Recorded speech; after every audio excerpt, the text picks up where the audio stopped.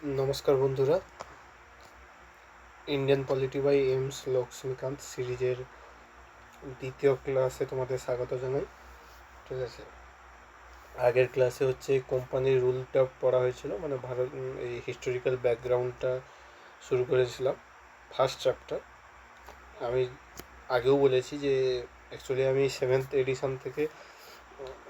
Addition থেকেই ক্লাসগুলো করাবো, কিন্তু যেহেতু দেখলাম যে সিক্স এডিশন আর সেভেন্থ এডিশনে কোনো পার্থক্য নেই, এই জন্যই মেনলি সেভেন্থ এডিশনটা এই সিক্স এডিশনটা থেকে করাচ্ছি, কারণ এটা পিডিএফ ফরম্যাটে আমার কাছে ভালো করে আছে, তাই আমি করাচ্ছি এটা। ঠিক আছে, আর ছাড় কিছু নয়। আর ক্রাক্স ম্যাটেরিয়াল একই দুটোতেই আছে, সুতরাং ভয় পাওয়া বা ঘাবড়ানোর কোনো কিছু কারণও নেই। ঠিক আছে, তো আগে আমরা যেগুলো পড়েছি বলি, যে একটা ব্রিফ একটা নিয়ে নিই। 1600-তে হচ্ছে কি হলো, east India company set up হলো। 1608-এ হচ্ছে বা 1608-9 নাগাদ উইলিয়াম হকিংস ভারতে এলো। ঠিক আছে, জাহাঙ্গীরের দরবারে। তারপরে 1612-তে ব্যাটেল অফ সোয়ালি হয়েছে। 1613-তে ফার্স্ট হচ্ছে সুরাটে হচ্ছে বাণিজ্য কুটি সেট আপ হলো। 1615-তে হচ্ছে টমাস রো ভারতে এলেন। এই বিভিন্ন জায়গায় ভারতের বাণিজ্য কুটি স্থাপন করার জন্য, ইংরেজদের কুটি স্থাপন করার জন্য অনুমতি নেওয়ার জন্য। তারপরে 1773-এ হচ্ছে চার্টার অ্যাক্ট রেগুলেটিং অ্যাক্ট হলো, যেহেতু কোম্পানির লোকেরা তখন অনেক করাপশন চালাচ্ছিল সেগুলোকে, তাই কোম্পানির লোকেদের রেগুলেট করার জন্য রেগুলেটিং অ্যাক্ট এলো 73 অনুযায়ী। সেক্ষেত্রে এক্সিকিউটিভ কাউন্সিল সেট আপ করা হয়েছিল গভর্নরের। ঠিক আছে, যাকে হেল্প করার জন্য। তারপরে governor general of Bengal governor general of Bengal এই পদটা সৃষ্টি করা হয়েছিল। তারপরে সমস্ত যত রিজনাল, মানে একটা বোম্বে প্রভিন্স আর মাদ্রাস প্রভিন্স, এদেরকে হচ্ছে বেঙ্গল প্রভিন্সের আন্ডারে নিয়ে আসা হয়েছিল। ধীরে ধীরে আমরা দেখতে পাবো কি সেন্ট্রালাইজেশনের দিকে এগাচ্ছে। ইস্ট ইন্ডিয়া কোম্পানি প্রথম এক্সক্লুসিভ রাইট পেয়েছিল 1600-তে ভারতে বিজনেস করার জন্য, কিন্তু যেটা 1813-তে গিয়ে এই যে ট্রেড মনোপলিটা খতম হয়ে যাচ্ছে। এরপরে বিভিন্ন ব্রিটিশ মার্চেন্ট ভারতে এসে ব্যবসা বাণিজ্য করতে পারতো। 1813-তে কী হলো, কেবলমাত্র চায়ের বিজনেস আর হচ্ছে চায়নার সাথে বিজনেস, এই দুটোই পাওয়ার থাকলো ইস্ট ইন্ডিয়া কোম্পানির হাতে। এছাড়াও হচ্ছে 1813-তে কী হলো, ইংলিশ এডুকেশান হচ্ছে প্রমোট করার জন্য 1 লাখ টাকা বরাদ্দ করা হলো। খ্রিশ্চান মিশনারিদেরকে অ্যালাউ করা হলো বিজনেস করার জন্য। ঠিক আছে, আর প্রথম চার্টার অ্যাক্ট এলো কততে, 1793-তে, আর লাস্ট চার্টার একটা আমরা দেখতে পাবো 1853। ঠিক আছে, আর এরপরে হচ্ছে 1833-এ তোমার হচ্ছে সেন্ট হেলেনা অ্যাক্ট, যেটা 1833-এ, যে ক্ষেত্রে কী করা হলো, ইস্ট ইন্ডিয়া কোম্পানির পুরো কমার্শিয়াল ফাংশনটাকে অ্যাবলিশ করে একে পিওরলি অ্যাডমিনিস্ট্রেটিভ বডি করে দেওয়া হলো। ঠিক আছে, আর এটাকেই বলা হচ্ছে ফাইনাল স্টেপ ফর ডিসেন্ট্রালাইজেশন নয়, সেন্ট্রালাইজেশনের দিকে ফাইনাল স্টেপ নেওয়া হচ্ছে। কারণ এই ক্ষেত্রে কী করা হলো, যে ইস্ট ইন্ডিয়া কোম্পানি মানে বোম্বে প্রভিন্স আর মাদ্রাস প্রভিন্সের যে লেজিসলেটিভ পাওয়ার ছিল, সে দুটোকে অ্যাবলিশ করে দেওয়া হচ্ছে, যে সেটাকে পুরো হচ্ছে গভর্নর জেনারেলের আন্ডারে নেওয়া হচ্ছে, গভর্নর জেনারেল অফ ইন্ডিয়ার আন্ডারে। ঠিক আছে, এই গভর্নর জেনারেল অফ ইন্ডিয়া কি সারা ভারতের যত ব্রিটিশ টেরিটরিগুলো আছে তার সমস্ত ল বানাতে পারবে। তারপরে আসছে হচ্ছে তোমার 1853 অ্যাক্ট, যেটা হচ্ছে কী করা হলো, এক্সিকিউটিভ ফাংশন আর লেজিসলেটিভ ফাংশন এই দুটোকে আলাদা করে দেওয়া হলো। এই এক্সিকিউটিভ কাউন্সিলের কাজ কী থাকলো, যে এরা হচ্ছে যত ল ইমপ্লিমেন্ট করতে পারবে আর ল তৈরি করতে পারবে লেজিসলেটিভ কাউন্সিল। ঠিক আছে, এই লেজিসলেটিভ কাউন্সিলকে তখন ইন্ডিয়ান লেজিসলেটিভ কাউন্সিল বা সেন্ট্রাল লেজিসলেটিভ কাউন্সিল বলা হতো, যেটা মিনি পার্লামেন্ট হিসাবে কাজ করতো।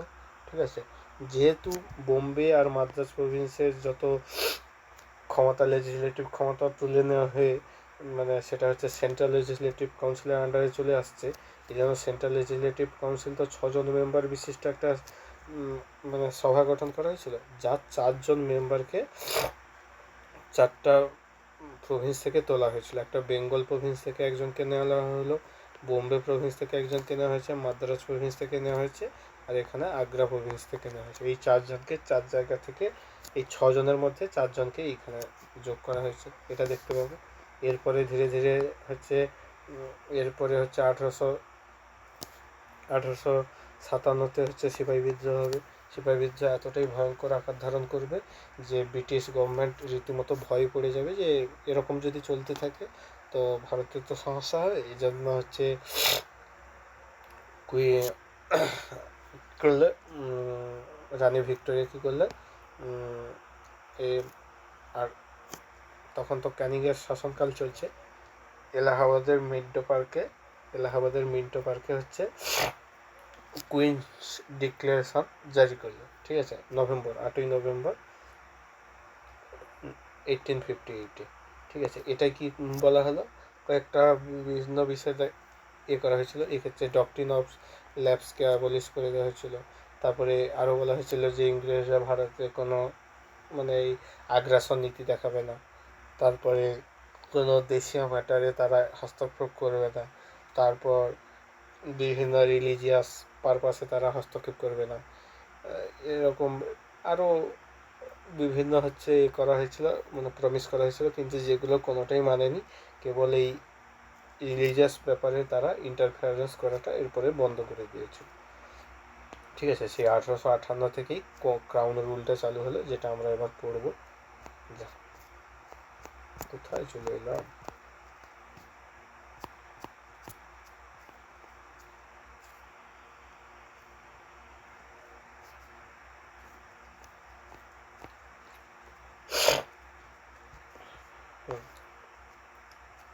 Companies rule. কোম্পানির রুলস এই যে 1773 থেকে 1858 পর্যন্ত হয়েছে। এবার 1858 থেকে কী চালু হবে? Crown rule. ঠিক আছে, আমাদের ব্রিটিশ পার্লামেন্ট এবার সরাসরি করবে, ক্ষমতা শাসন করবে, আইন জারি করবে। আর কোনো ইস্ট ইন্ডিয়া কোম্পানির সাজেস্ট এরকম কোনো আর ক্ষমতা থাকবে না। ঠিক আছে, এবারে কী হলো? গভর্নমেন্ট অফ ইন্ডিয়া অ্যাক্ট, যেটা হচ্ছে 1858-তে হলো। এবার সিগনিফিকেন্স অফ দিস অ্যাক্ট কি?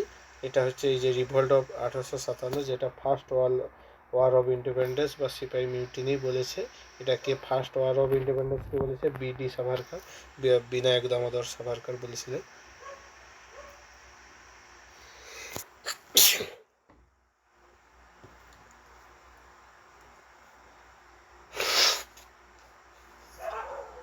ঠিক আছে, এরপরে হলো কি,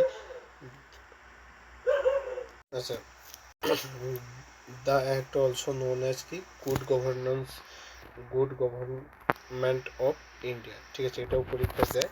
কোন অ্যাক্টকে বলা হয় গুড গভর্নমেন্ট অফ ইন্ডিয়া বলা হয়? সেটা হচ্ছে গভর্নমেন্ট অফ ইন্ডিয়া অ্যাক্ট 1858। ঠিক আছে, এটা কি অ্যাবলিশ করা হয়েছিল? ইস্ট ইন্ডিয়া কোম্পানি ক্ষমতা পুরো অ্যাবলিশ করা হয়েছিল ইস্ট ইন্ডিয়া কোম্পানিকে। আর এই যে ইস্ট ইন্ডিয়া কোম্পানি যত ক্ষমতা সেগুলোকে ট্রান্সফার করে দেওয়া হয়েছিল হচ্ছে ব্রিটিশ ক্রাউনের আন্ডারে। ঠিক আছে, এর ফলে কী হলো? ব্রিটিশ ক্রাউন পুরো হচ্ছে ভারতের যত ল অ্যান্ড অর্ডার তৈরি করা, সেগুলো মেনটেন করা, ঠিক আছে, জারি করা, সমস্ত বিষয়ে ক্ষমতার অধিকারী হয়ে গেল।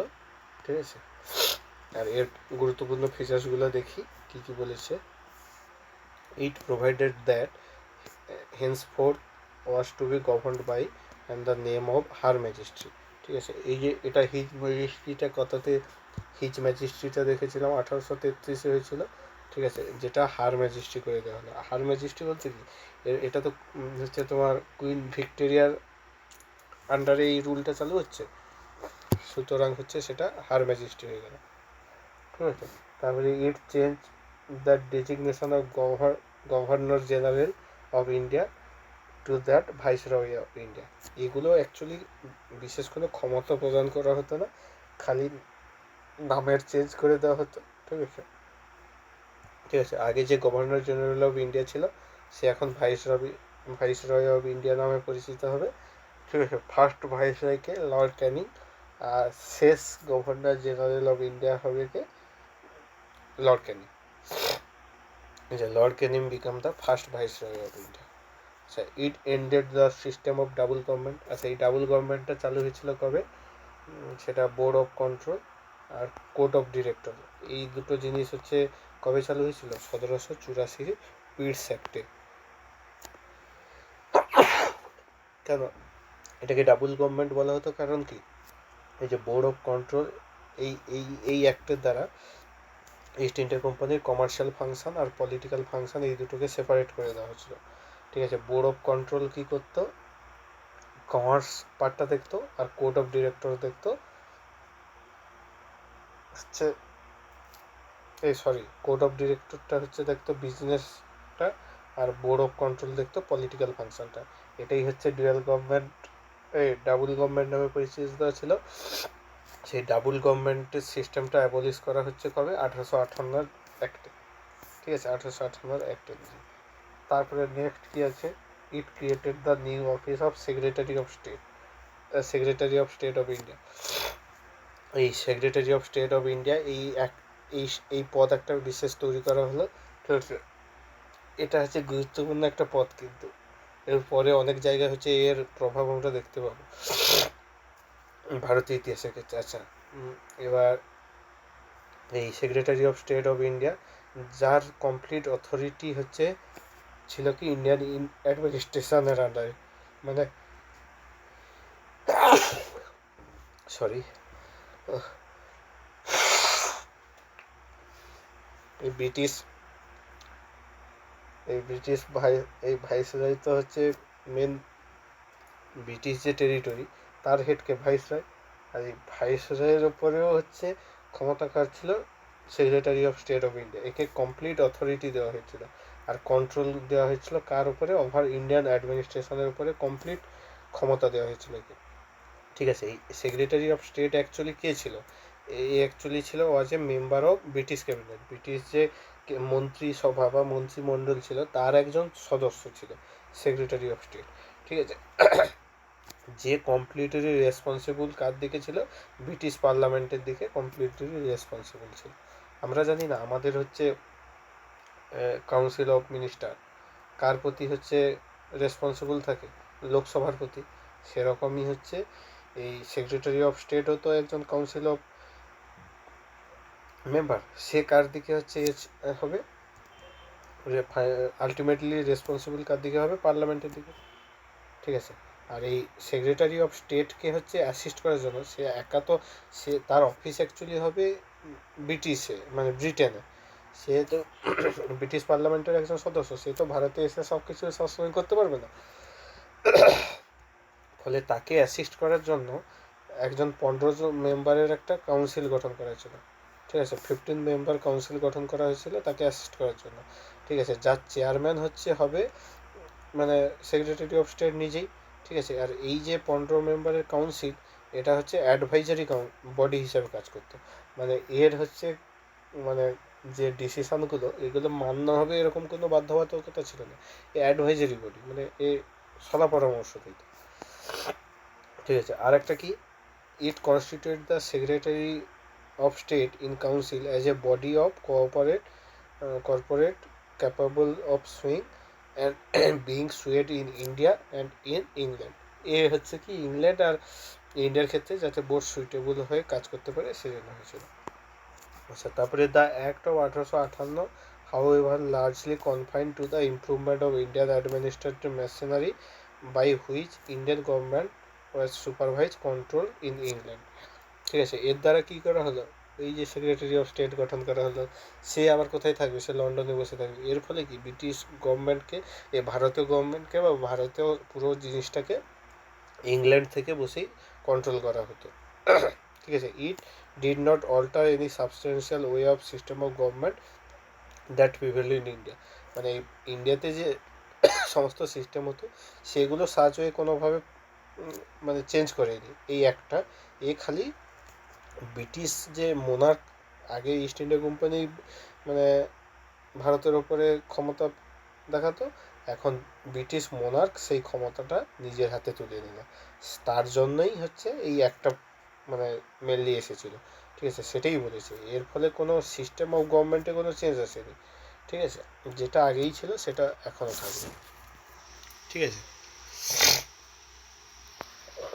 এরপরে নেক্সট কি, ইন্ডিয়ান কাউন্সিল অফ অ্যাক্ট 1861। ঠিক আছে, এটা একটা গুরুত্বপূর্ণ। এবার আমরা দেখতে পাবো কি, সেক্রেটারি অফ স্টেট হলো বিভিন্ন হচ্ছে বিভিন্ন এক্সিকিউটিভ কাউন্সিল আলাদা হয়ে গেলো, লেজিসলেটিভ কাউন্সিল আলাদা হয়ে গেছে। ভারতে ধীরে ধীরে ব্রিটিশদের ক্ষমতা বাড়ছে, ব্রিটিশের বিভিন্ন জায়গায় বিভিন্ন অফিস বাড়ছে, বিভিন্ন পদ বাড়ছে। ফলে একজনের ক্ষেত্রে তো অনেকগুলো কাজ দেখা সম্ভব না। ফলে বিভিন্ন ব্যক্তিকে বিভিন্ন সেপারেট ক্ষমতা দিয়ে দেওয়া হলো। ধরো একজন ব্যক্তি সে রাস্তাঘাট এইসব দেখবে, একজন ব্যক্তি সে রেভিনিউ ম্যাটারগুলো দেখবে, একজন ব্যক্তি যে ল অ্যান্ড অর্ডারগুলো দেখবে। মানে কি সেপারেট পার্সনের আন্ডারে সেপারেট ডিপার্টমেন্ট দেওয়া হলো, যেটা অ্যাকচুয়ালি পোর্টফোলিও সিস্টেম নামে পরিচিত। এই পোর্টফোলিওটা কবে এসেছিল? সেটা এসেছিল, পোর্টফোলিও সিস্টেমটা ভারতে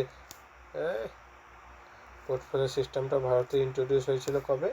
1859-এ। যেটা হচ্ছে রিকগনাইজেশন কবে পেয়েছিল? 1861 হচ্ছে ইন্ডিয়ান কাউন্সিল অ্যাক্ট অনুযায়ী। এই অ্যাক্টটা কিন্তু খুবই ইম্পর্টেন্ট, এখান থেকে অনেকগুলো কোশ্চেন দেয়। এর আগেরটাও ইম্পর্টেন্ট, এটা থেকে অনেকগুলো কোশ্চেন দেয়, ঠিক আছে?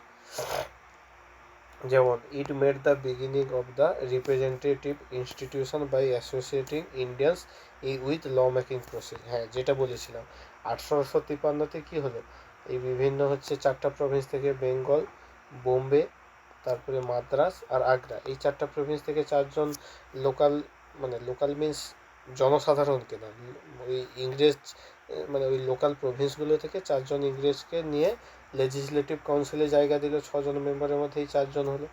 কিন্তু এই 1861 হচ্ছে ফার্স্ট অ্যাক্ট, যেটাই কি বলা হলো, যে ইন্ডিয়ানদেরকে হচ্ছে ল মেকিং প্রসিডিওরে ফার্স্ট ইনক্লুড করা হলো, ঠিক আছে? ইট দাস, এটা এইভাবে provided the viceroy would nominate some Indians as non official member of his expanded council. এই কাউন্সিলটা এক্সপান্ড করেছিল, সেক্ষেত্রে ভাইসরয়কে ক্ষমতা দেওয়া হয়েছিল কি ইন্ডিয়ানকে নমিনেট করতে পারে, কিন্তু পার্মানেন্ট মেম্বার, মানে নন অফিসিয়াল মেম্বার হিসাবে না, নন অফিসিয়াল মেম্বার হিসাবে তারা যোগ হবে, যারা হচ্ছে এই ল মেকিং প্রসিডিওরে ভাগ নিতে পারবে, ঠিক আছে? এই অনুযায়ী 1862-তে লর্ড ক্যানিং কী করলো, 3জনের নাম নমিনেট করেছিল। তাদের মধ্যে একজন হচ্ছে রাজা অফ বেনারস, ঠিক আছে? রাজা অফ বেনারস, মহারাজা অফ পাটিয়ালা আর স্যার দিনাকর রাও, ঠিক আছে? রাজা অফ বেনারস, মহারাজা অফ পাটিয়ালা আর স্যার দিনকার রাও, এই 3জনকে হচ্ছে, মানে ফার্স্ট, আগেরটায় 1853 কী বলেছিলাম, লোকাল রিপ্রেজেন্টেশন পেয়েছিল, কিন্তু এটাই হচ্ছে ইন্ডিয়ানদেরকে ল মেকিং প্রসিডিওরে যোগ করা হলো। এই 3জন হচ্ছে ফার্স্ট হচ্ছে যোগ হলো নন অফিসিয়াল মেম্বার হিসাবে। তারপরে সেকেন্ড কি বলেছে, it initiated the process of decentralisation. এত সময় আমরা কি পড়েছি, সেন্ট্রালাইজেশন বারবার দেখতে পাচ্ছি। বোম্বের ক্ষমতা, মাদ্রাজের ক্ষমতা খর্ব করে দিয়ে বেঙ্গলকে দিয়ে দেওয়া হচ্ছে। তারপরে 1853-তে এসে দেখতে পেলাম যে এদের সবার ক্ষমতা তুলে নিয়ে, বা গভর্নর জেনারেল অফ, মানে 1833-এ যদিও গভর্নর জেনারেল অফ ইন্ডিয়ার আন্ডারে সবাইকে রেখে দেওয়া হচ্ছে। 1853-তে এসে দেখতে পেলাম যে গভর্নর জেনারেল অফ ইন্ডিয়ার হচ্ছে লেজিসলেটিভ আর এক্সিকিউটিভ ফাংশনকে আলাদা করে দেওয়া হচ্ছে। আর এটাকে হচ্ছে ফাইনাল স্টেপ ফর সেন্ট্রালাইজেশন বলা হচ্ছে। কারণ কি, একটা central legislative council set up হয়ে যাচ্ছে, যে সারা ভারতের জন্য ল বানাতে পারবে। এতদিন কি হতো, যে বোম্বে প্রভিন্স তার বোম্বের জন্য ল বানালো, মাদ্রাজ প্রভিন্স তার মাদ্রাজের জন্য ল বানালো, বেঙ্গল প্রভিন্স তার বেঙ্গলের জন্য ল বানালো। কিন্তু এই 1853 আন্ডারে যখন ইন্ডিয়ান লেজিসলেটিভ কাউন্সিল বা সেন্ট্রাল লেজিসলেটিভ কাউন্সিল হিসাবে সেট আপ হলো, সে কি করলো, সে হচ্ছে সারা ভারতের জন্য ল বানানো শুরু করলো। ফলে কি এই সেন্ট্রালাইজেশনের দিকে এলো, ঠিক আছে? এবার সেই যে সেন্ট্রালাইজেশনের ব্যাপারটা, যেটা হচ্ছে 1773 থেকে চালু হয়েছিল, 1773-এই তো শুরু হলো যে বেঙ্গল প্রভিন্স আর মাদ্রাজ প্রভিন্স, বোম্বে আর মাদ্রাজ প্রভিন্সকে বেঙ্গল প্রভিন্সের সাবঅর্ডিনেটে নেওয়া এসেছিল। সেই সেন্ট্রালাইজেশনের পদ্ধতিটাকে ডিসেন্ট্রালাইজেশন প্রথম চালু হলো, তার উল্টো প্রধান এবার চালু হলো। কী হলো, এটা হচ্ছে বোম্বে প্রভিন্স আর মাদ্রাজ প্রভিন্সের হচ্ছে লেজিসলেটিভ পাওয়ারকে আবার রিস্টোর করা হলো, ঠিক আছে? এই লেজিসলেটিভ পাওয়ারটা হচ্ছে তুলে নেওয়া হয়েছিল কবে, 1833-এর অ্যাক্ট অনুযায়ী, ঠিক আছে? যেটা আবার এতে ফিরে দেওয়া হলো, মানে এই অ্যাক্ট অনুযায়ী দিয়ে দেওয়া হলো। আর এই যে এটা হচ্ছে রিভার্স করেছিল কি, এই যে সেন্ট্রালাইজিং টেন্ডেন্সি যেটা স্টার্ট হয়েছিল কবে, রেগুলেটিং অ্যাক্ট 1773, যেটা বললাম না একটু আগে, যে 1773 হচ্ছে রেগুলেটিং অ্যাক্ট অনুযায়ী এই সেন্ট্রালাইজিং টেন্ডেন্সিটা চালু হয়েছিল, যেটা হচ্ছে রিচ ইটস ক্লাইম্যাক্স, মানে একদম একদম একদম চরম পর্যায়ে চলে গিয়েছিল কবে, চার্টার অ্যাক্ট 1833 এসে। ঠিক আছে। আচ্ছা, থার্ড কি বলেছে, it also provide the establishment of new legislative council for Bengal, north western province আর Punjab. Bengal, north western province আর পাঞ্জাবের জন্য হচ্ছে new legislative council set up করা হয়েছিল। ঠিক আছে, কত সালে, 1862 সালে বেঙ্গলের জন্য, NWFP হচ্ছে জন্য 1866, মানে নর্থ ওয়েস্টার্ন ফ্রন্টিয়ার প্রভিন্সের জন্য, আর বেঙ্গল পাঞ্জাবের জন্য 1897। এই তিনটা সাল মাঝে মাঝে দিয়েও দেয়, এটা খুব একটা দেয় না, এত গুরুত্বপূর্ণ না। আচ্ছা, it empowered the viceroy to make rules and orders for the more convenient transaction of business of the council. ঠিক আছে, এটা আমরা ওই প্রেসিডেন্ট যখন পড়তে যাবো এই সেন্টেন্সটা প্রায় দেখতে পাবো এরকম। এক্ষেত্রে কী করা হলো, ভাইসরয়কে যাতে মানে সমস্ত রুল অ্যান্ড অর্ডার যাতে তৈরি করতে পারে, সেগুলো ঠিক কীভাবে কাজ করছে না করছে সেগুলো দেখার জন্য ভাইসরয়কে ক্ষমতা প্রদান করা হলো। ঠিক আছে। It also gave the recognition of portfolio system, যেটা বললাম, পোর্টফোলিও মানে কি, একটা সিঙ্গেল পার্সনের আন্ডারে একটা সিঙ্গেল হচ্ছে তাকে ক্ষমতা দেওয়া, মানে একজনের আন্ডারে ধরো রোড মিনিস্ট্রি থাকছে, একজনের আন্ডারে ল মিনিস্ট্রি থাকছে, একজনের ফিনান্স মিনিস্ট্রি থাকছে, এরকম সেপারেট পার্সনের আন্ডারে সেপারেট ডিপার্টমেন্ট দেওয়াটাই হচ্ছে পোর্টফোলিও সিস্টেম, যেটা চালু হয়েছিল 1859, কিন্তু যেটা হচ্ছে রেকগনাইজেশন পেয়েছিল হচ্ছে 1861। ঠিক আছে, কী বলেছে, under this A member of the viceroy council was made in charge of one or more department of the government, মানে একটাই যে পাবে এরকম না। আমরা তো জেনারেলি দেখতে পাই যে আমাদের সিএম যেমন, ঠিক আছে, স্বরাষ্ট্র বিভাগও দেখছে, তারপরে পুলিশ, মানে যেটা পুলিশ, স্বরাষ্ট্র বিভাগও দেখছে, চিফ মিনিস্টার হিসেবেও আছে, আরও 4-5টা ফ্যামিলি হেলথ ওয়েলফেয়ারও বোধহয় আছে। ঠিক আছে, চিফ মিনিস্টারের আন্ডারে কি 4-5টা ডিপার্টমেন্ট দেখছে, কিন্তু এগুলো কি সেপারেট সেপারেট ডিপার্টমেন্ট। ঠিক আছে, সেরকমই ব্যাপার এখানে বলেছে, একজন একটা ডিপার্টমেন্টের পার্টিকুলার আন্ডারেও থাকতে পারে একজনের আন্ডারে, কিন্তু এরকম হতে পারে একজনের আন্ডারে 2-3টে ডিপার্টমেন্টও থাকবে। ঠিক আছে, সেটাই পোর্টফোলিও সিস্টেম। আচ্ছা, এটাই আরও একটা, এইটা সবথেকে গুরুত্বপূর্ণ, যে it empower viceroy to issue ordinance. এই যে গভর্নরের হচ্ছে ভাইসরয় হচ্ছে অর্ডিন্যান্স মেকিং পাওয়ার, এইটা হচ্ছে ফার্স্ট 1861 অ্যাক্ট অনুযায়ী দেওয়া হয়েছিল। আমরা অর্ডিন্যান্স মেকিং পাওয়ার কীরকম দেখতে পাই, প্রেসিডেন্টের 123, আর্টিকেল 123 হচ্ছে অর্ডিন্যান্স মেকিং পাওয়ার আছে, তারপরে গভর্নরের আছে কত, 213-তে। ঠিক আছে, এরকম অর্ডিন্যান্স মেকিং পাওয়ারগুলো আছে। তো এই 1861 অ্যাক্ট অনুযায়ী ভাইসরয়কে সেই ক্ষমতাগুলো দেওয়া হয়েছিল আর কি, ordinance making power. Ordinance making পাওয়ারটা কি, জেনারেলি লেজিসলেটিভের কাজ কি, ল তৈরি করা, আর এক্সিকিউটিভের কাজ লটাকে ইমপ্লিমেন্ট করা।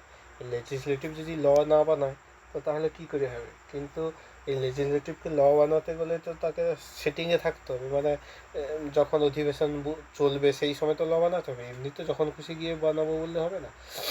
তো ধরো এমন সময় দেখা গেল যে তখন কোনো অধিবেশন চলছে না, কিন্তু সেই মুমেন্টে কোনো পার্টিকুলার একটা লয়ের মানে দরকার আছে, খুব ইমার্জেন্সি, তো সেক্ষেত্রে ভাইসরয়, তৎকালীন ভাইসরয় বা বর্তমানে প্রেসিডেন্টের যে ক্ষমতাটা আছে, কী করতে পারে, অর্ডিন্যান্স জারি করতে পারে, মানে নতুন একটা আইন নিয়ে আসতে পারে, যে আইনটাকে কিন্তু বর্তমান থেকে কী করা হয়, যে 6 মাসের মধ্যে সে আইনটাকে হচ্ছে পার্লামেন্ট থেকে পাস করাতে হবে, দিলেই সেই আইনটা হচ্ছে অ্যাজ এ ল বা অ্যাক্ট হিসাবে কাজ করবে, না হলে হচ্ছে ল্যাপস হয়ে যাবে।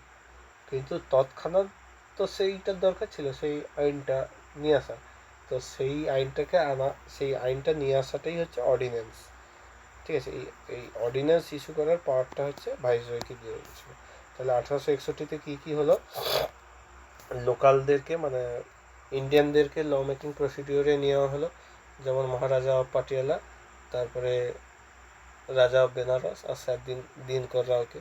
তারপরে এই 1833-এ ফাইনাল স্টেপ ফর এটা ডিসেন্ট্রালাইজেশন করা চালু হলো, যেটা 1773 থেকে চালু হয়েছিল, আর 1813-তে গিয়ে 1853-তে গিয়ে ক্লাইম্যাক্সে পৌঁছে গিয়েছিল। সরি, তো 1833-এ গিয়ে ক্লাইম্যাক্সে পৌঁছে গিয়েছিল, ঠিক আছে। সেটাকে ভেঙে উল্টো পুরাণ চালু হয়ে এলো 1861 থেকে। তারপরে তিনটা হচ্ছে প্রভিন্সে হচ্ছে লেজিসলেটিভ কাউন্সিল সেট আপ করা হলো, ভাইসরয়কে হচ্ছে মানে ল মেকিং প্রসিডিওর দেওয়া হলো, অর্ডিন্যান্স জারি করার ক্ষমতা দেওয়া হলো, এগুলো 1861-তে, ঠিক আছে। এখানেও দেখো বলেছে কি, এই search of life of ordinance হচ্ছে 6 মাস, ঠিক আছে। ওই সমস্ত যে ল অর্ডিন্যান্সগুলো হতো তাদের হচ্ছে হচ্ছে লাইফ কত দিন ছিল, 6 মাস পর্যন্ত ছিল। এটা এখনও কিন্তু একই চলে, ঠিক আছে। আচ্ছা, নেক্সট ইন্ডিয়ান কাউন্সিল অ্যাক্ট হচ্ছে 1892। এটাই কি বলা হয়েছে, এটা হচ্ছে ইনক্রিজ করা হয়েছিল নাম্বার অফ নন অফিসিয়াল মেম্বারদের সংখ্যাটা বাড়ানো হয়েছিল। এই যে স্যার দিনাকর রাও, তারপরে মহারাজা অফ পাটিয়ালা, তো রাজা অফ বেনারস, এরা তো নন অফিসিয়াল মেম্বার হিসাবে যোগ দিয়েছিল, তো এদের সংখ্যাটা বাড়ানো হলো। তারপরে আরও কি করা হলো, এই যে আগে কি বললাম যে এই একটা অনুযায়ী কি করা হলো, 1861 অ্যাক্ট অনুযায়ী এই লোকালদেরকে ল মেকিং প্রসিডিওরে ইনক্লুড করা হলো, ঠিক আছে। এই 1861 অ্যাক্ট অনুযায়ী তাদেরকে ল মেকিং প্রসিডিওরে অ্যাড করা হলো। ল মেকিং প্রসিডিওরে অ্যাড করা হয়েছে মানে তাদের তো কিছু না কিছু কাজ দিতে হবে। তো সেক্ষেত্রে হচ্ছে এই যে তখন বাজেট আসতো, সেই বাজেটে কিন্তু তাদেরকে পাওয়ার অফ ডিসকাসিং, মানে ডিসকাস করার পাওয়ার দিয়েছিল, বা কোনো কোশ্চেন অ্যাড্রেস করার পাওয়ার, মানে এক্সিকিউটিভকে কোনো অ্যাড্রেস, মানে এটা কেন হলো, এটা কি ব্যাপার, এই সমস্ত কোশ্চেন করার হচ্ছে ক্ষমতা দিয়েছিল, কিন্তু কোনো ভোটিং রাইট কিন্তু তাদেরকে দেওয়া হয়নি, ঠিক আছে, বা সাপ্লিমেন্টারি কোশ্চেন করার কোনো ক্ষমতা দেওয়া হয়নি, ঠিক আছে। তারপরে এটা আর কোনো নেই, এটাই হচ্ছে একটা পরীক্ষা দেয় যেটা, এই যে দ্য ওয়ার্ড ইলেকশন ওয়াজ হচ্ছে এই 1800 হ্যাঁ 1892 অ্যাক্ট অনুযায়ী এই ইলেকশন ওয়ার্ডটা হচ্ছে পপুলার হয়েছিল, যদিও এই অ্যাক্টে কিন্তু কোনো ইউজ করা হয়নি, ঠিক আছে। এরপরে হচ্ছে ইন্ডিয়ান কাউন্সিল অ্যাক্ট, একদম ফেমাস। এরপরে তিনটা আছে পরপর, একদম অতীব গুরুত্বপূর্ণ, ঠিক আছে। এই ইন্ডিয়ান কাউন্সিল অ্যাক্ট 1909-কে কী বলা হয়, মোরলেমেন্টো রিফর্মসও বলা হয়, বা ইন্ডিয়ান কাউন্সিল অ্যাক্ট 1909-ও বলা হয়, ঠিক আছে। এর মধ্যে হচ্ছে মোরলে কি, মোরলে হচ্ছে সেক্রেটারি অফ স্টেট, যা এই সেক্রেটারি অফ স্টেটটা কবে গঠন করা হয়েছিল, অ্যাক্ট হচ্ছে গুড গভর্নমেন্ট অ্যাক্ট, যেটা 1858 অনুযায়ী চালু করা হলো। আর মিন্টো তৎকালীন ভাইসরয় ছিল। মিন্টোর সময়কালটা কত, সম্ভবত 1910 থেকে 16, এই সময়কালটায় হচ্ছে মিন্টো ছিল, ঠিক আছে। আচ্ছা, এই 1909-এর হচ্ছে কি আছে, it considerably increase the size of legislative council. আচ্ছা, পরপর তো কাজকর্ম বাড়ছে, তাই লেজিসলেটিভ কাউন্সিলের সাইজটাকে বাড়ানো করা হয়েছিল for both central and provincial legislative council, ঠিক আছে। সেন্ট্রাল অ্যান্ড প্রভিন্সিয়াল লেজিসলেটিভ কাউন্সিলের ক্ষেত্রে দুটোর ক্ষেত্রেই আসন সংখ্যা বাড়ানো হয়েছিল। এবার লেজিসলেটিভ কাউন্সিল আমরা দেখতেই পেলাম যে 1861-তে ডিসেন্ট্রালাইজ করা হয়ে গেল, বোম্বে মাদ্রাজ এদেরকে বেঙ্গল বোম্বে মাদ্রাজ এদেরকে তাদের ক্ষমতা ফিরে দেওয়া হলো, লেজিসলেটিভ ক্ষমতা। তারপরে বেঙ্গলে, নর্থ ওয়েস্টার্ন ফ্রন্টিয়ারে, তারপরে পাঞ্জাবে, এখানেও নতুন কিছু হচ্ছে লেজিসলেটিভ কাউন্সিল সেট আপ করা হলো। তো তাদেরকে তো মানে সাইজও বাড়াতে হবে, তাদের ক্ষমতা বাড়ছে যখন তাদের সাইজও বাড়াবে, সেই সাইজটা হচ্ছে তাদের হচ্ছে both central and provincial legislative কাউন্সিলের সাইজটা বাড়ানো হলো। আর কি করা হলো, সেন্ট্রাল লেজিসলেটিভ যে কাউন্সিলটা হলো সেটা হচ্ছে 16 থেকে 60 করা হলো, ঠিক আছে। আচ্ছা, তারপরে আর কি বলা হলো, it retained official majority of central legislative council but allowed the provincial legislative council non official, দরকার নেই, এত গুরুত্বপূর্ণ। আচ্ছা, এরপরে কি বলেছে, it enlarge the deliberately function of legislative council both level, মানে এই সেন্ট্রাল লেভেল আর প্রভিন্সিয়াল উভয় ক্ষেত্রেই লেজিসলেটিভ কাউন্সিলের হচ্ছে ফাংশানগুলো, মানে কী কী কে কোন ক্ষেত্রে কী কাজ করতে পারবে সেই ফাংশানগুলোকে পরপর বাড়ানো হলো। আর কি করা হলো, এই যে এক্সাম্পল হিসাবে member were also asked supplementary question move resolution on budget.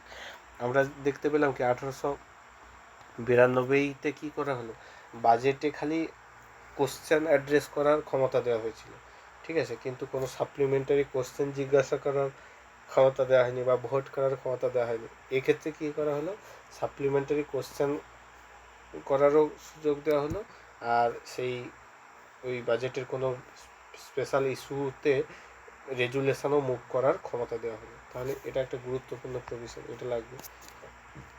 তারপরে আর একটা কী করা হলো, it provided for first time association of Indians with executive council. আমরা এতক্ষণ কী দেখলাম যে লেজিসলেটিভ কাউন্সিলে 3 জনকে যোগ করা হয়েছিল ওই যে 1861 অনুযায়ী। তারপরে এখানে দেখলাম যে মানে লেজিসলেটিভ কাউন্সিলে, প্রভিন্সিয়াল লেজিসলেটিভ কাউন্সিলের আয়তন বাড়ানো হলো, সেন্ট্রাল লেজিসলেটিভ কাউন্সিলের আয়তন বাড়ানো হলো। এটাই কি করা হলো যে এতদিন এক্সিকিউটিভ, এগুলো সব লেজিসলেটিভ কাউন্সিলে হচ্ছে, কিন্তু এক্সিকিউটিভ কাউন্সিলে কিন্তু কেউ ছিল না মানে ভারতীয় হিসাবে, ঠিক আছে। এক্সিকিউটিভ কাউন্সিলে ভাইসরয় ছিল আর 4 জন এক্সিকিউটিভ কাউন্সিলর হিসাবে ইংরেজরা ছিল। সেই এক্সিকিউটিভ কাউন্সিলে ফার্স্ট হচ্ছে ইন্ডিয়ান হিসাবে কে যোগ দিল হচ্ছে সত্যেন্দ্র প্রসাদ সিনহা। একে লর্ড সিনহাও বলা হয়। এই বিহারের গভর্নর ছিল, ঠিক আছে, অনেক, ঠিক আছে। আর সে কোন পদে যোগ দিল, ল মেম্বার হিসাবে যোগ করা হলো। He was appointed as law member. এটাও অনেক সময় দেয়, সে কী হিসাবে যোগ দিয়েছিল, ল মেম্বার হিসাবে যোগ দিয়েছিল। আচ্ছা, it introduce the system of communal representation of Muslim. কারণ এইটাই কী করা হলো যে সেপারেট ইলেকটোরেট দেওয়া হলো, ঠিক আছে, সেপারেট ইলেকটোরেট মানে মুসলিমদের জন্য সেপারেট ইলেকটোরেট করে দেওয়া হলো।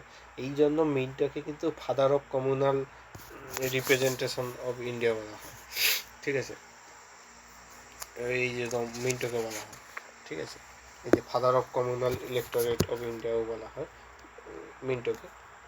আর এই তারপরে আর এটাই কী করা হলো যে separate representation of chamber of commerce, university, জমিনদার, এদের জন্য সেপারেট হচ্ছে রিপ্রেজেন্টেশন মানে ঠিক করা হলো। তাহলে 1909-এর একটা হচ্ছে কী কী দিক থেকে গুরুত্বপূর্ণ, এটা লেজিসলেটিভ কাউন্সিল মানে বোথ সেন্ট্রাল আর প্রভিন্সিয়ালের হচ্ছে মানে আয়তনটা ইনক্রিজ করা হলো।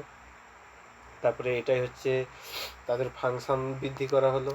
বাজেটে এতদিন কোনো মানে সাপ্লিমেন্টারি কোশ্চেন ইউজ করা যেত না, সেটা করা যাবে। তারপরে রেজুলেশনও মুভ করা যাবে। তারপরে লর্ড সিনহা বা সত্যেন্দ্র প্রসাদ সিনহা কি এক্সিকিউটিভ কাউন্সিলে প্রথম ভারতীয় হিসেবে যোগ দিল। তারপরে মানে মুসলিমদেরকে প্রথমে ফার্স্ট হচ্ছে সেপারেট ইলেকটোরেট প্রদান করা হবে। এরপরে আসবে গভর্নমেন্ট অফ ইন্ডিয়া অ্যাক্ট 1919, যেটা হচ্ছে কি বলা হবে যে 20 আগস্ট 1917-তে government declare for the first time objective of gradual introduction of responsible government of India, ঠিক আছে। এটা হচ্ছে responsible government of India set up করার জন্য। গুড গভর্নমেন্ট অফ ইন্ডিয়া হচ্ছে 1858, এটা responsible government of India set আপের জন্য 1919-এ অ্যাক্ট চালু এলো, যেটা হচ্ছে কেম ইন্টু ফোর্স হচ্ছে 1921-এ কেম ইন্টু ফোর্স হয়েছিল।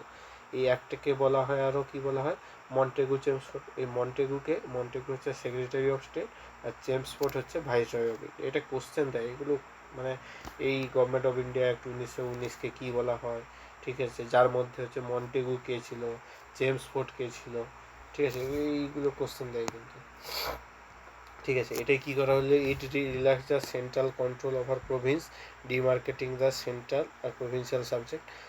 এটাই কী করা হলো যে সেন্ট্রাল কোন কোন বিষয়ে ল বানাতে পারবে, প্রভিন্সগুলো কোন কোন বিষয়ে ল বানাতে পারবে, সেগুলোকে কমপ্লিটলি ডিমার্ক করে দেওয়া হলো, মানে আলাদা করে দেওয়া হলো। ফলে কি সেন্ট্রালের যে কন্ট্রোল বিভিন্ন বিষয়ে যে প্রভিন্সের উপরে কন্ট্রোল ছিল, সেই কন্ট্রোলটাকে অনেকটাকে ডাইলিউট করে দেওয়া হলো, ঠিক আছে। তারপরে এটাকে ফার্দার ডিভাইড করা হলো, প্রভিন্সিয়াল সাবজেক্টকে আবার দুটো ভাগে ভাগ করা হলো, ঠিক আছে। প্রভিন্সিয়াল সাবজেক্টকে দুটো ভাগে ভাগ করা হলো, একটা হচ্ছে ট্রান্সফার সাবজেক্ট আর একটা রিজার্ভ সাবজেক্ট, ঠিক আছে।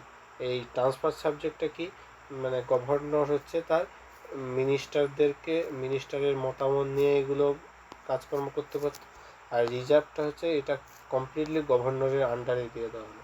মানে যে সমস্ত বিষয়ে ইম্পর্টেন্ট নেই সেগুলো হচ্ছে ট্রান্সফার সাবজেক্টের মধ্যে দিয়ে দিল, আর যেগুলো ধরো রেল, ফিনান্স, এরকম গুরুত্বপূর্ণ কমিউনিকেশান, সেইগুলোকে কী করা হলো, গভর্নর তার নিজের হাতে পুরো রাখলো। ঠিক আছে, এইভাবে প্রভিন্সিয়াল সাবজেক্টকে দুটো ভাগে ভাগ করে দেওয়া হলো, যেটাই হচ্ছে ডায়ার্কি নামে পরিচিত মেনলি। ঠিক আছে, which mainly known as dyarchy. এই ডায়ার্কি কথার অর্থ হচ্ছে ডাবল রুল। আচ্ছা, যদিও এই এক্সপেরিমেন্টটা আনসাকসেসফুল ছিল। আচ্ছা, 3 number point, it introduce for first time bicameralism. আমরা এখন আমাদের যে কোনো মানে তোমার লেজিসলেটিভ মানে সেন্ট্রালের ক্ষেত্রে আমাদের কি লোকসভা রাজ্যসভা দুটো ক্যামেরা আছে, আবার 6টা হচ্ছে রাজ্যে হচ্ছে লেজিসলেটিভ কাউন্সিল আছে। তো যাদের ক্ষেত্রে আছে তাদের হচ্ছে কি যেমন ইউপি, বিহার, মধ্যপ্রদেশ, তারপরে মহারাষ্ট্র, কর্ণাটক, এদের ক্ষেত্রে কি এ আছে মানে লেজিসলেটিভ কাউন্সিল আছে, আর প্লাস মানে বিধানসভা আর বিধান পরিষদ দুটোই আছে। তো তাদের ক্ষেত্রেও বাইক্যামেরালিজম আছে। তারপরে এর ক্ষেত্রে হচ্ছে কি ডিরেক্ট ইলেকশন চালু হলো ইন কান্ট্রিতে। এমনি জেনারেলি ইলেকশনটা করতেই চালু হয়েছে, সেটা হচ্ছে এমনি ইলেকশনটা চালু হয়েছে 1909। ঠিক আছে, কিন্তু ডিরেক্ট ইলেকশনটা হচ্ছে চালু হলো এই যে এমনি ইলেকশনটা চালু হয়েছে এতে 1909, কিন্তু ডিরেক্ট ইলেকশনটা চালু হলো কোথায়, সেটা হচ্ছে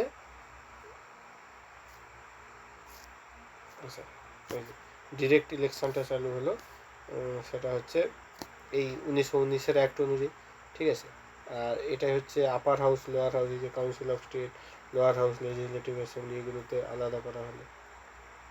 ঠিক আছে, আচ্ছা, it required that 3 out of 6 member of viceroy executive council to be Indian. আচ্ছা, 1909 আমরা কি দেখলাম, প্রথম ভারতীয় হিসাবে লর্ড সিনহা হচ্ছে এক্সিকিউটিভ কাউন্সিলে যোগ দিল।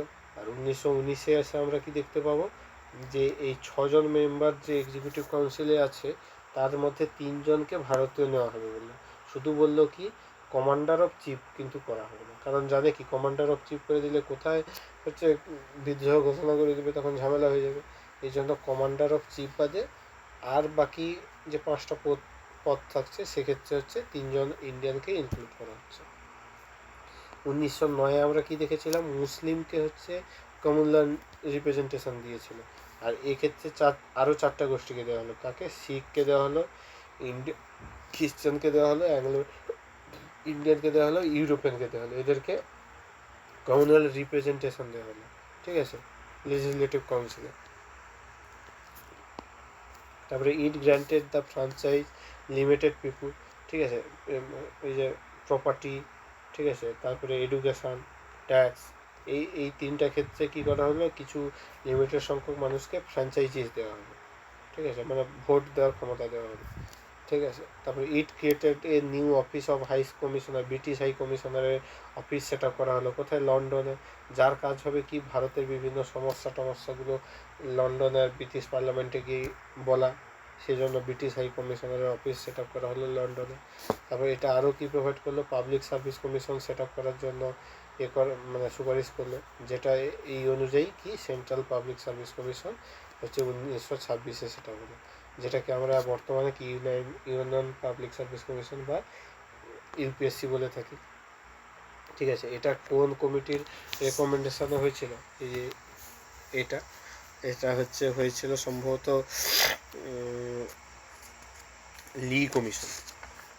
লি কমিশনের রেকমেন্ডেশনে সম্ভবত হয়েছিল। ঠিক আছে, তারপরে আরও কি হলো, it for first time separate কি করলো, it separate for first time provincial budget from the central budget. আচ্ছা, এতদিন হতো মানে সেন্ট্রাল বাজেট আর প্রভিন্সিয়াল বাজেট একসাথে হতো, মানে সেন্ট্রাল ধরো 100 টাকা খরচ করবে ভাবলো, তার মধ্যে ধরো 40 টাকা হচ্ছে প্রভিন্সকে দিয়ে দেওয়া হলো। কিন্তু এরপরে কি হলো, সেন্ট্রালের জন্য আলাদা বাজেট হবে, প্রভিন্সের জন্য আলাদা বাজেট হবে। ঠিক আছে, সেন্ট্রাল তার বাজেট নিজে তার করবে, আর প্রভিন্সগুলো তার নিজস্ব বাজেট নিজেরাই করবে। সেটা এই প্রভিন্সের বাজেট এখন সেন্ট্রালে হবে না, সেটা করা হলো। আর একটা 10 নম্বর পয়েন্ট কী বলেছে, it appointment the statutory commission to inquire and report working on 10 years after, মানে এটা 1919-এ হয়েছিল। এর 10 বছর পরে একটা ইনকোয়ারি কমিটি বসবে 1929 মানে 1929-এ একটা কমিটি হবে, ঠিক আছে, যার কাজ হবে যে এই যে লগুলো ইমপ্লিমেন্ট হয়েছে তার কেমন ফিডব্যাকটা কীরকম সেগুলো জানার জন্য, ঠিক আছে। অ্যাকচুয়ালি এখান থেকে সাইমন কমিশনের ব্যাপারটা আসে।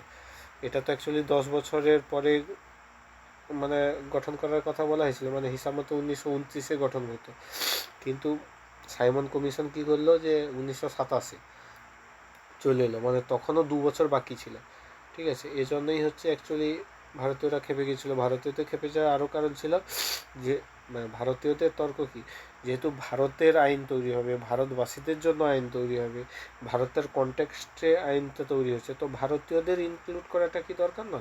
যদিও সে সময় লর্ড সিনহা বা আরও 4-5 জন যারা হচ্ছে লেজিসলেটিভ কাউন্সিলের সাথে যুক্ত ছিল, সুতরাং ভারতীয়রা যে যোগ্য নয় বা তারা যে পারবে না সেরকমও বলা যাবে না।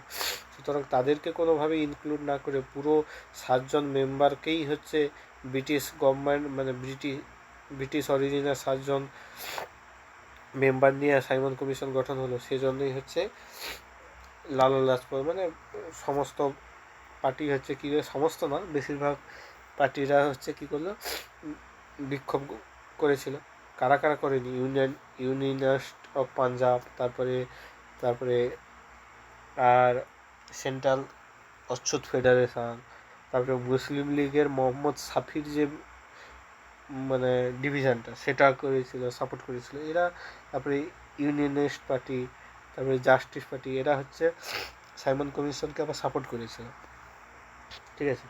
এই সাইমন কমিশন হচ্ছে 1930-এ রিপোর্ট দেয়, ঠিক আছে, যেটা অনুযায়ী 1933-এ হোয়াইট পেপার পাবলিশ হয়, ঠিক আছে।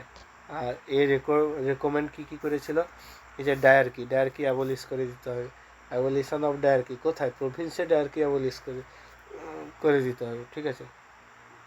এই প্রভিন্সে ডায়ার্কি অ্যাবলিশ করে সেখানে রেসপন্সিবল গভর্নমেন্ট নিয়ে আসতে হবে, আর ডায়ার্কিটা সেন্ট্রালি ইন্ট্রোডিউস করতে হবে, ঠিক আছে। আর তারপরে এই যে কমিউনাল ইলেক্টোরেটের প্রভিশনগুলো চলছে, এগুলো চলতেই থাকবে, রিটেনশন করতে থাকবে, ঠিক আছে। তারপরে আরও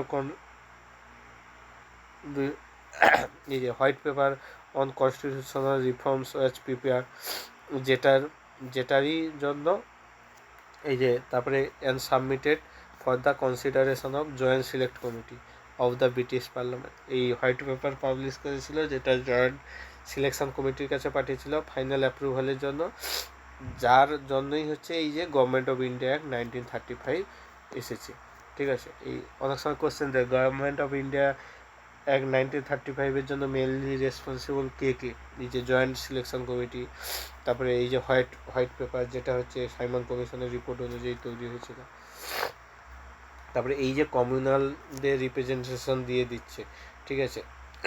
এই জন্য হচ্ছে মানে অ্যাকচুয়ালি ইংরেজরা তো সবসময় চাইতো যে ভারতকে বিভাজিত করে দিতে, আর ভারতীয়দেরকে বিভাজিত করার একটাই সবথেকে বড় রাস্তা রিলিজিয়াস ওয়েতে করা বা কাউকে সংরক্ষণ দিয়ে করা। এই জন্য এই যে র্যামসে ম্যাকডোনাল্ড তখনকার ব্রিটিশ প্রধানমন্ত্রী হচ্ছে আগস্টে, এটা সম্ভবত 16ই আগস্ট 1932-এ কী করলো, এই যে কমিউনাল অ্যাওয়ার্ড বা একটা ঘোষণাপত্র জারি করলো, যে ক্ষেত্রে কী করা হলো, এটা হচ্ছে the award not only separate electorate for Muslim, Sikh, Indian Christian, Anglo Indian, European, এরা তো পরে পেয়েছে। মুসলিমরা কততে পেয়েছে, 1909-এ। আর Sikh, Indian Christian, Anglo Indian, European এরা পেয়েছে 1919-এ সেপারেট ইলেক্টোরেট। এদের ছাড়াও আরও এই সেপারেট ইলেক্টোরেটটা ডিপ্রেসড ক্লাস বা শিডিউল কাস্টদেরকে এক্সটেন্ড করে দেওয়া হলো। কিন্তু গান্ধীজি কি বলল, গান্ধীজি এটা হচ্ছে বিরোধিতা করেছিল, কিন্তু গান্ধীজি বলেছিল এভাবে কোনোদিন সোসাইটিতে হচ্ছে ইকুয়ালিটির ধারণা আনা যাবে না, ঠিক আছে। এই কমিউনাল রিপ্রেজেন্টেশন দিয়ে কোনো লাভ নেই, মানুষের মনের ভেতর থেকে এই কমিউনালের ঘটনার ব্যাপারগুলোকে তাড়াতে হবে। সেই নিয়ে হচ্ছে গান্ধীজি ফার্স্ট চালু করলো, ঠিক আছে। আর সেই জন্য গান্ধীজির 5 দিনের অনশনের পরে মোটামুটি 25শে সেপ্টেম্বর নাগাদ 25 বা কি 24শে সেপ্টেম্বর এই যে পুনা প্যাক্ট স্বাক্ষর হলো। এই পুনা প্যাক্টটা কার কার মধ্যে স্বাক্ষর হয়েছিল? B.R. আম্বেদকর আর গান্ধীজির তরফ থেকে মদন মোহন মালব্য। ঠিক আছে, এই মদন মোহন মালব্য এই দুজনের মধ্যে স্বাক্ষর হয়েছিল। আর এই গান্ধীজিকে মানাতে গিয়েছিল কে কে? তেজ বাহাদুর সাপ্রু গিয়েছিল, M.R. জয়কার গিয়েছিল। এরা দুজন হচ্ছে মদন মোহন মালব্য, এরা হচ্ছে গান্ধীজিকে মানাতে গিয়েছিল যে এটা গান্ধীজি যাতে মেনে নেয় এরকম। এরপরে মোস্ট ইম্পর্ট্যান্ট যেটা গভর্নমেন্ট অফ ইন্ডিয়া অ্যাক্ট 1935, এটাকে বলা হয় যে ভারতীয় সংবিধানের যে প্রভিশনগুলো তার মধ্যে 75% হচ্ছে বা 2/3 হচ্ছে এই গভর্নমেন্ট অফ ইন্ডিয়া অ্যাক্ট থেকে নেওয়া হয়েছে, ইন্ডিয়া অ্যাক্ট 1935 থেকে নেওয়া হয়েছে। ঠিক আছে, এই ডকুমেন্টটা হচ্ছে 321টা সেকশন আর 10টা শিডিউলে ভাগ করা ছিল। ঠিক আছে, এর মেন ফিচার্সগুলো কী কী? এটা হচ্ছে এই যে all India federation set up করা হয়েছিল। ঠিক আছে, অল ইন্ডিয়া ফেডারেশন, প্রভিন্স আর প্রিন্সলি স্টেট এদেরকে নিয়ে অল ইন্ডিয়া ফেডারেশন গঠন করা হয়েছিল। এই ফেডারেশন গঠনের সুপারিশ সাইমন কমিশন দিয়েছিল। এই অনুযায়ী কি ফেডারেল লিস্ট হলো, যেটা সেন্ট্রাল লিস্ট, তারপরে প্রভিন্সিয়াল লিস্ট, তারপরে কনকারেন্ট লিস্ট। ঠিক আছে, এটা গঠন করা হলো। মানে এখন যে ওই যে 7 শিডিউল আছে না আমাদের, সেন্ট্রাল লিস্ট, স্টেট লিস্ট আর কনকারেন্ট লিস্ট, সেরকম লিস্ট হলো যে এই লিস্টের কোন হচ্ছে ডিপার্টমেন্টগুলো নিয়ে কে ল বানাতে পারবে সেই লিস্ট আর কি। ঠিক আছে, আর রিসিডারি পাওয়ারটা কাকে দেওয়া হয়েছিল? The residuary power was given to viceroy. এটা কোশ্চেন দেয়, রিসিডারি পাওয়ারটা কাকে দেওয়া হয়েছিল? ভাইসরয়। ঠিক আছে, আচ্ছা, এটা হচ্ছে অ্যাবলিশ করেছিল ডায়ার্কি কোথায় অ্যাবলিশ করেছিল? প্রভিন্সে ডায়ার্কি অ্যাবলিশ করে সেখানে প্রভিন্সিয়াল অটোনমি বা রেসপন্সিবল গভর্নমেন্ট চালু করেছিল। আর এই ডায়ার্কিটা চালু করেছিল কোথায়? সেন্ট্রালে। আর এই সুপারিশটা কে দিয়েছিল? Simon commission. ঠিক আছে, যদিও এটা হচ্ছে বেশি দিন চলেনি, কারণ এটা KM2 এফেক্ট হচ্ছে 1937-এ হয়েছিল আর ডিসকন্টিনিউ হয়ে গেছিলো 1939-এ। ঠিক আছে, it provided the adoption of diarchy at centre, যেটা বললাম ডায়ার্কি সেন্ট্রালে ডায়ার্কি চালু করলো কেন? এখানে federal subject divided into 2, reserve subject আর ট্রান্সফার সাবজেক্ট। ফেডারেল যে সাবজেক্টটা মানে যেটা নিয়ে ইউনিয়ন ল বানাতে পারবে সেটাকে দুটো ভাগে ভাগ করে দিল, একটা ট্রান্সফার সাবজেক্ট আর একটা হচ্ছে রিজার্ভ সাবজেক্ট। আর এটাই তো হচ্ছে ডায়ার্কি নামে পরিচিত। এই ট্রান্সফার সাবজেক্টটা হচ্ছে সেই সমস্ত যেগুলো হচ্ছে তুলনামূলক কম গুরুত্বপূর্ণ বিষয়, যে ক্ষেত্রে হচ্ছে ভাইসরয় তার কাউন্সিল অফ মিনিস্টারের হচ্ছে মতামত নিয়ে করতে পারবে। আর রিজার্ভ সাবজেক্টটা পুরোটাই হচ্ছে গভর্নরের কাছে হচ্ছে সুরক্ষিত ছিল, এক্ষেত্রে এক্সক্লুসিভ পাওয়ার ছিল গভর্নমেন্টের কাছে ল বানানো। আচ্ছা, আর একটা কী হলো? Introduce the 6 bicameralism, 6 out of 11 province. 11টা প্রভিন্সের মধ্যে 6টা প্রভিন্সে হচ্ছে বাইক্যামেরালিজম চালু হলো। তার মধ্যে কী কী? বেঙ্গল, বোম্বে, মাদ্রাস, তারপরে আসাম, তারপরে বিহার, ইউপি, যেটা হচ্ছে আগে ইউনাইটেড প্রভিন্স নামে পরিচিত ছিল। ঠিক আছে, বাইক্যামেরালিজম চালু হলো।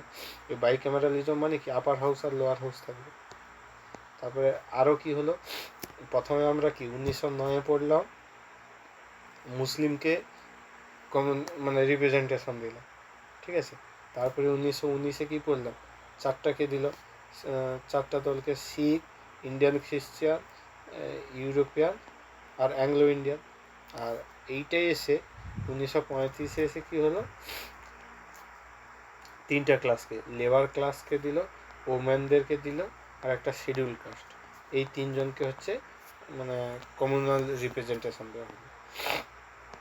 ঠিক আছে, তারপরে it abolish the council of India established in government of India act 1958। এই গভর্নমেন্ট অফ ইন্ডিয়া অ্যাক্টে হচ্ছে এই যে কাউন্সিল অফ ইন্ডিয়া চালু হয়েছিল না, যে সেক্রেটারি অফ স্টেট চালু হয়েছিল, যাকে অ্যাসিস্ট করার জন্য 15 জন মেম্বার বিশিষ্ট কাউন্সিল অফ ইন্ডিয়া হচ্ছে গঠন করা হয়েছিল, যেটা হচ্ছে কমপ্লিটলি অ্যাডভাইজারি বডি ছিল, সেইটাকে অ্যাবলিশ করা হয়েছিল। আর এই সেক্রেটারি অফ স্টেটকে অ্যাবলিশ কবে করা হবে? সেটা ইন্ডিপেন্ডেন্স অ্যাক্ট 1947। ঠিক আছে, তারপরে এটা extended the franchises about 10% extend করলো, টোটাল পপুলেশন তাদের ভোটিং রাইট পাবে। আগেরটাই কী হলো? যাদের প্রপার্টি আছে, তারপরে যারা এডুকেশনালি, তারপরে যাদের এই ট্যাক্স প্রদান করে, এরকম মানে এমিনেন্ট পার্সনদেরকে হচ্ছে ফ্র্যাঞ্চাইজি বা ভোট দানের অধিকার দিয়েছিল। এক্ষেত্রে সেটাকে হচ্ছে বাড়িয়ে 10% করে দেওয়া হয়। তারপরে এই গভর্নমেন্ট অফ ইন্ডিয়া 1935-এর আন্ডারে আরবিআই সেটা হয়েছিল 1935-এর 1 এপ্রিল। ঠিক আছে, 1 এপ্রিল হচ্ছে আরবিআই সেটা হলো। সেই অনুযায়ী আরবিআই হচ্ছে 1937-এ কী করলো, তাদের হেডকোয়ার্টার ট্রান্সফার করলো কলকাতা থেকে মুম্বাইতে। তারপরে আরও একটা হলো establishment of federal public service commission, সেটা হলো। ঠিক আছে, সেই সঙ্গে প্রভিন্সিয়াল পাবলিক সার্ভিস কমিশন, আরও একটা জয়েন্ট পাবলিক সার্ভিস কমিশন যেটা, সেটা বলি। মানে ফেডারেল পাবলিক সার্ভিস কমিশনটা মেনলি ইউপিএসসি মানে ইউনিয়ন পাবলিক সার্ভিস কমিশন। তারপরে প্রভিন্সিয়াল পাবলিক সার্ভিস কমিশন মানে এখন যেটা আছে স্টেট পিসিএস। ঠিক আছে, স্টেট পাবলিক সার্ভিস কমিশনগুলো। আর জয়েন্ট পাবলিক সার্ভিস কমিশন কি, যখন দুই বা তার বেশি স্টেট গিয়ে রিকোয়েস্ট করবে যে আমরা নিজেদের না করে আমাদের জয়েন্ট একটা পাবলিক সার্ভিস কমিশন সেটা করে, সেরকম জয়েন্ট পাবলিক সার্ভিস কমিশনেরও প্রভিশন। আরও কি হলো, এ সময় হচ্ছে ফেডারেল কোর্ট সেটা হলো 1937-এ, যার হচ্ছে বিচারপতিকে মরিস গিয়ার। ঠিক আছে, মরিস গিয়ার হচ্ছে ফেডারেল কোর্টের হচ্ছে বিচারপতি হল। এরপরে নেক্সট আসছে ইন্ডিয়ান ইন্ডিপেন্ডেন্স অ্যাক্ট 1947। এই সময় ইন্ডিয়ান ইন্ডিপেন্ডেন্স অ্যাক্টের সময় 1947 সালে আগে কী হলো, যে এই দ্বিতীয় বিশ্বযুদ্ধ শেষ হয়েছে, তারপরে ইংল্যান্ডে ভোট টোট হয়েছে। সে সময় ব্রিটিশ প্রাইম মিনিস্টার নতুন এসেছে কে, ক্লিমেন্ট অটলি। সেই ক্লিমেন্ট অটলি কী করলো, লেবার পার্টির হচ্ছে মিনিস্টার হলো। সেই ক্লিমেন্ট অটলি ক্ষমতা এসে 20 ফেব্রুয়ারি 1947 ঘোষণা করলো যে ভারতে হচ্ছে ব্রিটিশ রুল বন্ধ করে দেওয়া হবে। সেটা কবে, 30 জুন 1948। তাহলে বলবে যে স্যার আমাদের 1947-এর 15ই আগস্ট হলো কেন? সেটাই নেক্সট বলছি, যে এই 20 ফেব্রুয়ারি যে ঘোষণা করা হয়েছিল সেটাই বলা হয়েছিল যে 30 জুন 1948 ভারত স্বাধীন হবে। কিন্তু এই 3 জুন 1947, যেটাকে ওই যে মাউন্টব্যাটেন প্ল্যান বা 3 জুন প্ল্যান বা বলকান প্ল্যান এগুলো বলা হয়, সেটাই ঘোষণা করা হলো যে 1947 15ই আগস্ট ভারত স্বাধীন হবে। ঠিক আছে, এক্ষেত্রে বলা হলো ভারত আর পাকিস্তান নামে দুটো আলাদা আলাদা দেশ গঠন করা হবে। এই একটা ফিচার্স কি, এটা হচ্ছে ভারতে ব্রিটিশ রুলকে এন্ডেড করে হলো 15ই আগস্ট 1947। তবে ভারত পাকিস্তান নামে দুটো আলাদা আলাদা দেশ গঠন করা হলো। তারপরে এই যে it abolish the office of viceroy পুরো অ্যাবলিশ করে দিয়ে কী করা হলো, ভারতের ক্ষেত্রে হচ্ছে গভর্নর জেনারেল গঠন করা হলো, governor general of India, free India. First governor general of free ইন্ডিয়াকে লর্ড মাউন্টব্যাটেন, আর শেষ হচ্ছে রাজা গোপালাচারী।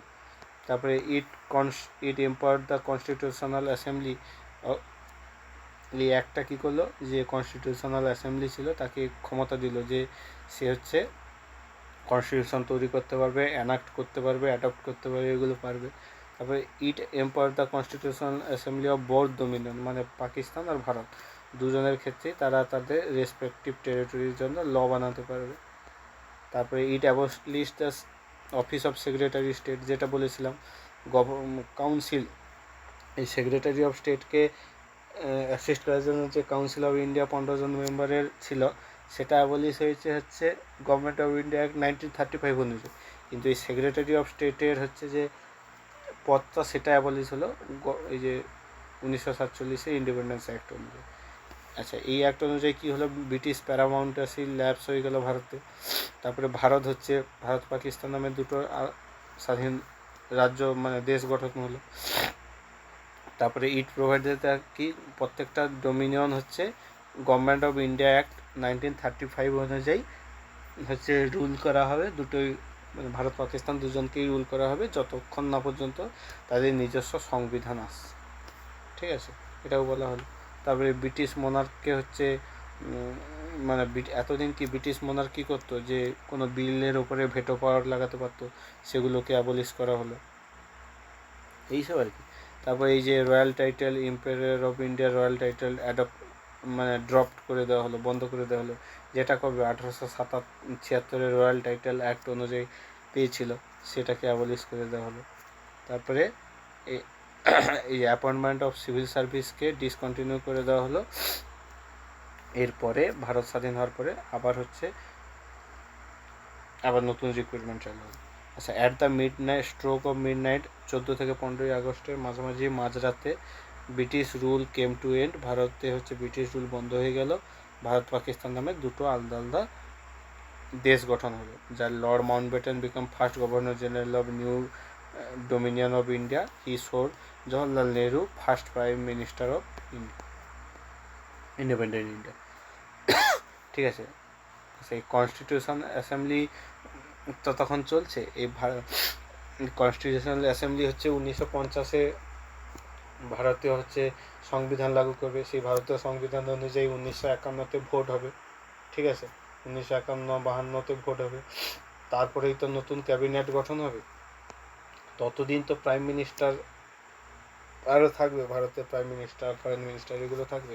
আর সেইটাই ইন্টারিম গভর্নমেন্ট নামে পরিচিত। যে ইন্টারিম গভর্নমেন্টটা 1946-এ গঠন করা হয়েছিল। সেই ইন্টারিম গভর্নমেন্টের প্রেসিডেন্টকে, মানে ভাইস প্রেসিডেন্টকে হয়েছিল জওহরলাল নেহরু। তার হোম মিনিস্টারকে হয়েছিল Sardar Vallabhbhai Patel. Food and agriculture পেয়েছিল রাজেন্দ্র প্রসাদ। ইন্ডাস্ট্রি পেয়েছিল জন মাথাই। লেবার পেয়েছিল জগজীবন রাম। ডিফেন্স পেয়েছিল বলদেব সিং। ঠিক আছে, ফিনান্স পেয়েছিল লিয়াকত আলী খান। রেলওয়ে পেয়েছিল অরুণা আসফ আলী। ঠিক আছে, এইখান থেকে এথের 6জন মেম্বার মুসলিম, এরা কংগ্রেসের।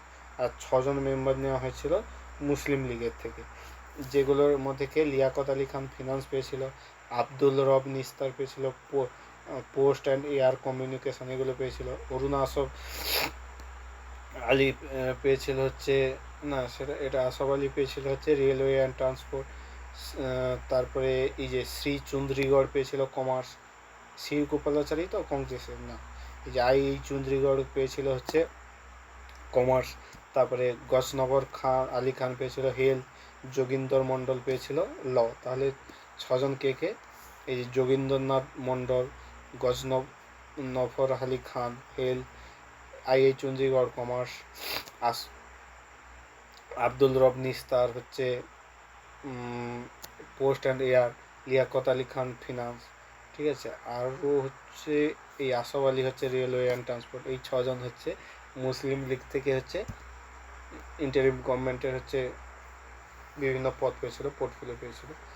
ঠিক আছে, তারপরে ফ্রি ইন্ডিয়ার পরে নতুন ফার্স্ট ক্যাবিনেট গঠন হলো। যে ক্যাবিনেটে জওহরলাল নেহরু প্রাইম মিনিস্টার হলো, এক্সটার্নাল অ্যাফেয়ার্স পেলো, কমনওয়েলথ অ্যাফেয়ার্স পেলো, আর সায়েন্টিফিক রিসার্চ পেলো। হোম, ইনফরমেশন, ব্রডকাস্টিং পেয়েছিল সর্দার বল্লভভাই প্যাটেল। ঠিক আছে, ফুড অ্যান্ড এগ্রিকালচার পেয়েছিল doctor Rajendra Prasad. Doctor Rajendra Prasad first prime প্রেসিডেন্টও হয়েছিল। ঠিক আছে, এডুকেশন পেয়েছিল কি মৌলানা আবুল কালাম আজাদ। আমরা মনে রাখবো আব্দুল কালাম, মানে আমাদের আব্দুল কালাম, যে সে কি শিক্ষা দীক্ষায় খুব গুরুত্বপূর্ণ। তাহলে এটা মনে রাখবো কীরকম, আবুল কালাম আজাদ এডুকেশন পেয়েছিল। জন মাথায় রেলওয়ে, এটা ইন্টারিম গভর্নমেন্টের ক্ষেত্রেও আর এক্ষেত্রেও। আর শকমোহন শেট্টি ফিনান্স, এই first finance minister of India বলে না, শকমোহন শেট্টি। তারপরে বি.আর. আম্বেদকর ল, এটা তো মনে থাকবে। জগজীবন রাম লেবার মিনিস্ট্রি পেয়েছিল। বলদেব সিং ডিফেন্স। বলদেব মানে বলরামের কি প্রচুর শক্তি ছিল, তো ডিফেন্স তো সে করবে। রাজকুমারী অমৃত কাউর। ঠিক আছে, অমৃত মানে কি, অমৃত খেলে অমৃতত্ব পেয়েছে। মরণ তরণ, জীবন মরণ এসব থাকে না, তাহলে কি সেই মরণের ব্যাপার আসছে, মানে হেলথ। অমৃত কাউর হেলথ। তারপরে সিএইচ হোমি বাবা কমার্স। তারপরে রফি আহমেদ খিদাই পেয়েছিল communication. Doctor Shyamaprasad Mukherjee industry and supply. ঠিক আছে, গডগিল পেয়েছিল ওয়ার্ক, মাইন্স অ্যান্ড পাওয়ার। ঠিক আছে, এই পর্যন্ত আমাদের আছে হিস্টোরিক্যাল ব্যাকগ্রাউন্ড অফ ইন্ডিয়া। তাহলে আজকের আমাদের কোনটা হলো ব্রিটিশ ক্রাউন রুলটা। এর আগের ক্লাসটায় প্রথম লেকচারে কী হয়েছে, ইস্ট ইন্ডিয়া কোম্পানির রুলটা, এটা ক্রাউন রুল হলো। ঠিক আছে, এরপরে নেক্সট ভিডিওতে পরের চ্যাপ্টারটা আসবে। ঠিক আছে, তোমরা সাথে থাকো। আর এইরকম চলো। বাই, আজকের মতো। Thank you.